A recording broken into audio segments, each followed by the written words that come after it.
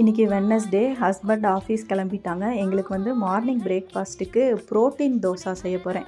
நைட்டே கையில் கிடச்ச எல்லா பருப்பையும் போட்டு ஊற வச்சுட்டேன்.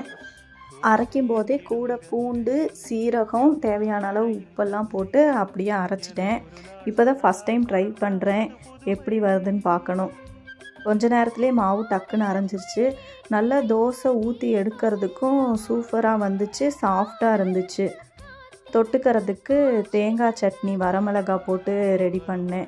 சூப்பராக இருந்துச்சு. நல்ல பிரேக்ஃபாஸ்ட்டுக்கு ஹெல்த்தியான ஆப்ஷன் இது. அதுவும் அந்த தேங்காய் சட்னி கூட வச்சு சாப்பிடும்போது சூப்பராக இருந்துச்சு.